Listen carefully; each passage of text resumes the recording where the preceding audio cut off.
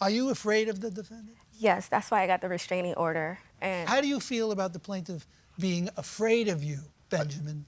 I feel Afraid of strongly you. about that. That's why I mailed her things, because I didn't want her having to see me. But opposed to doing the same thing, she put my life in jeopardy more than a few times. She told the police that she feared for her life and followed me upstairs after they directed her to go to her car for the night. But what you guys are seeing is just one incident of a small percentage of who I am. And did I showcase myself with tag? No, sir, because that was not All okay. right, thank you. We'll open it up All right, for questions. I have a question. Mr. Dinkins, Plaintiff's Exhibit B, there's a picture of a backpack and an iPad. Yes. And a caption that says, "They broke." So this is after and an emoji. Yeah, so What is that? That adds to my point that all of her things were intact. The police came twice. Then why is the caption reading, "They broke"? Because she had just told me what I lack in. That's it. They broke. It's just a slang, a vernacular. Oh, you're saying, who's broke? I know vernacular, I know slang. I wasn't insulting your who's intelligence. broke? I'm sorry. The gentleman that she had just gotten back with. You're saying he's broke. Like I said, just saying childish, immature things at the time. Seems like you think that you have all the answers.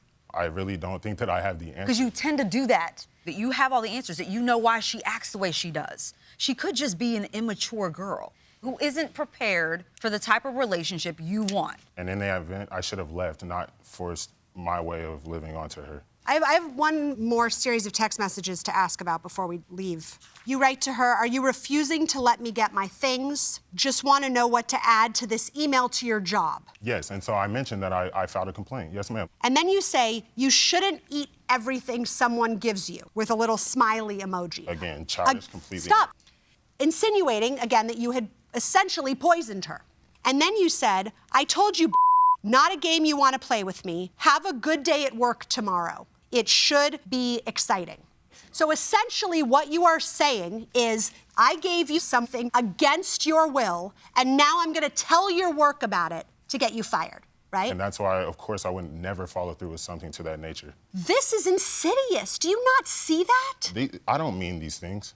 I assume you did not file such a report with work. Is that correct? No, ma'am. It was just for the $1,000 and the rest of my belongings. Okay, but you did contact her employer to inform them that you wanted money back from her, which essentially jeopardized her job. You understand that? Or to get my belongings. I was really trying to exhaust all my options because I had no way of getting anything. I had no contact with her.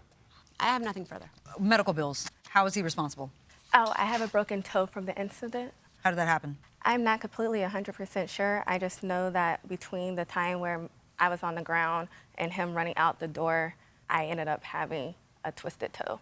Also, I went on medical leave, well, FMLA at work, and I have that statement as well. When did you start therapy? I started from like August until I think October or something. I think I'm good. Any other questions, No. Judge? All right, we'll excuse the parties while we deliberate in this case. Ms. Sylvia, Mr. Dinkins, we have reached a unanimous verdict. Let me just say that you two moved way too fast, made a lot of mistakes that a lot of people make, and I hope that you continue to seek help. Therapy is a good thing, and if you can get it, get it.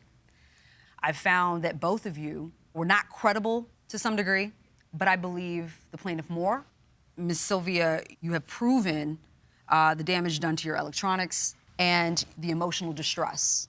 And for us to award emotional distress, Mr. Dinkins, is a big deal because we have litigants that come in here asking for emotional distress, but they don't actually provide the proof. And what Ms. Sylvia did today is actually prove that your conduct rose to the level of extreme and outrageous behavior, that you would actually contact her job and talk to her father and let him know about some intimate details of the relationship, which had to be heartbreaking to hear as a dad. Adeline. So we're gonna award you, Ms. Sylvia, for emotional distress for enough of the damages to meet our court maximum. So the verdict is in favor of the plaintiff for $5,000.